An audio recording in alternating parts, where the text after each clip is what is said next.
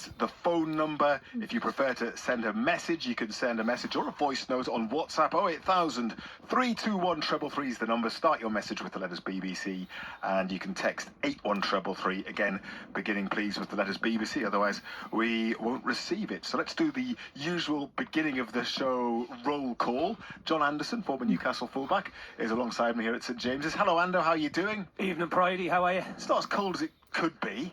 It'll get colder though. It will. Yeah. I've looked at the forecast.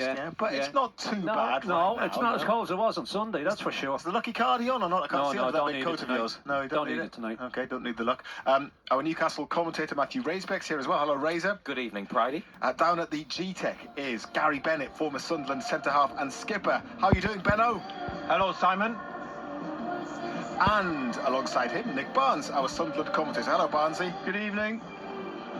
I gather, Barnesy, the tech at the G-Tech isn't what it should be, but you're still able to broadcast, so good news. It's a bit ironic, isn't it? Yes, yeah. They've had issues all day, major issues apparently, but we're okay. We've got something sorted. Good. So there we're you up go. And running. I'm going to have a chat to you two about your game in just a tick, because that's the first match tonight, kicking off at 7:30. But Razor, before we do that, you've received some concerning news about Kevin Keegan, former Newcastle player and manager. Yes, Kevin Keegan, there's a statement from his family regarding his health, and it reads, Kevin was recently admitted to hospital for further evaluation of ongoing abdominal symptoms. These investigations have revealed a diagnosis of cancer for which Kevin will undergo treatment. Kevin is grateful to the medical team for their intervention and ongoing care. During this difficult time, the family are requesting privacy and will be making no further comment. The statement was sent to us by the broadcaster Pete Graves, who I'm sure you're familiar with. He hosts many talking events and often Newcastle United nights with Kevin Keegan up and down the country.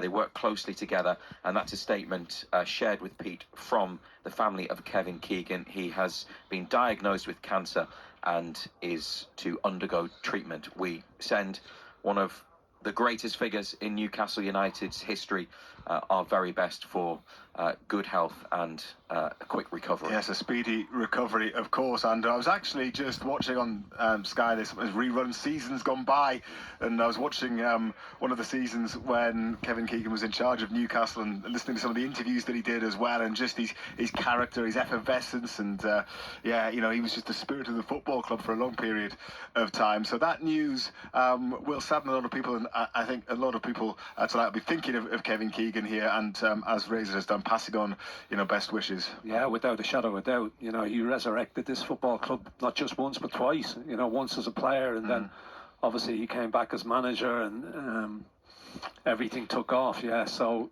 send them all our best wishes and our prayers, and hope everything goes well. Hear, hear. Let's look ahead to this evening's action then, starting with the game down in London. And I was looking at the record books, Barnesy, which I'm sure you've been doing as well as part of your pre-match preparation. Sunderland have only lost once, haven't they, in the league at Brentford? They lost in the Cup as well, only lost once in the league, and that was 88 years ago. Yeah, I mean, it's a strange one, because our experiences of games down here haven't been the greatest, funnily enough. I mean, that FA Cup defeat when Mick McCarthy was in charge, and then the last time they were at Brentford, of course, when they were relegated, they were at Brentford, and they had a 3-3 draw when they'd been 3-1 up at half-time, and that was in the early part of the season. That was their last visit to West London. But yeah, take that out,